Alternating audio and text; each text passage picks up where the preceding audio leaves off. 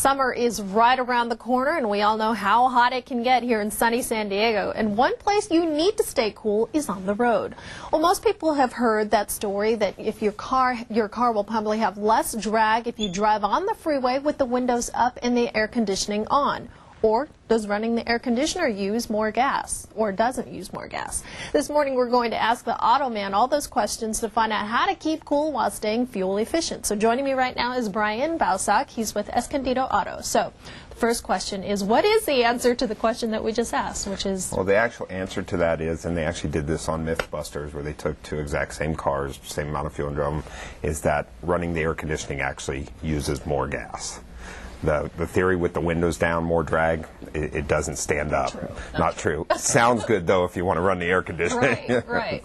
So this morning, I figured we'd talk a little bit about air conditioning. We're coming in that time, obviously not the past week. It's been nice and cool out, but it will get hot here as it usually does.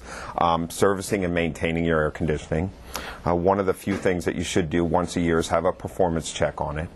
AC systems are filled with a gas, which is called Freon. They can have small, minute leaks over time, and you want to make sure the system obviously is in the best, working the best performance as possible, which creates less wear and tear on the components. We got a couple items here that we brought, and a couple.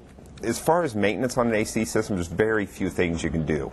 One is replacing a cabin air filter. And this is what this is. Correct. That's actually a filter that filters all the particulates, pollen, all that stuff out of the air that's blown inside the passenger compartment. Number one, it's really good for people with health concerns, things like that, to keep them clean, keep the pollen down. Number two, the airflow is easier. It's less work on that AC system. The second thing is, this is actually an evaporator core. This is what the air is blown across in an AC system to produce cold air. They do get dirty over time. We do use a flush system that cleans the external dirt, runs it off, gets them all cleaned out so that the airflow is really good across it, making nice cool air.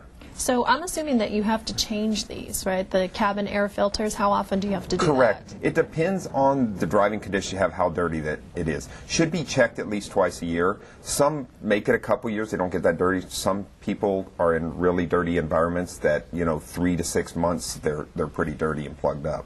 So it just depends. We typically check them on a regular basis for customers as they come in, getting their vehicle serviced. Okay, so it is kind of part of the maintenance thing then. Absolutely. At our facility, that's one of the things we do. I'm sure a lot of other people do too also. Okay. And what are some of the other items? This is actually AC compressor. This is what is driven by the drive belts on the front of your vehicle to compress the gas and produce the gas compression, which works together with everything else to produce the nice cold air that everybody likes inside their car when it's 100 degrees outside. Receiver dryer is a filter for the AC system. It never gets replaced unless the AC system's actually opened up. It's a desiccant dryer. And then this little guy here is actually what allows the liquid to expand into gas as it comes into the evaporator and produces cold air. Oh, okay. So this is the one. It's a little valve is what it is. Yeah. That's amazing. It's so tiny. And if it gets plugged up or there's a problem, then obviously a problem persists in the AC. And that's why I recommend a performance check is about a 30-minute check on the system just to make sure it's full Freon, no evident leaks, everything's working properly. I think we usually do tires, we kind of keep up on the oil, but most people kind of forget about this, right? If it's working, they tend to forget about it. As soon as it's not working, it becomes a big deal, and people realize there's a problem there. So what we want to try to prevent is obviously any damage to the AC system and keep it working for you all the time. And what happens if you forget? It just goes out? Well, as long as the system's working, it's fine. But if you end up with an issue, obviously you could damage other components, run low on Freon. It does have a safety system that shuts it down, but then if it does break, you get no cold air. All right. Thank you so much for joining us today. All right. Well, for more information, go to san diego6.com and click on Hot Topics.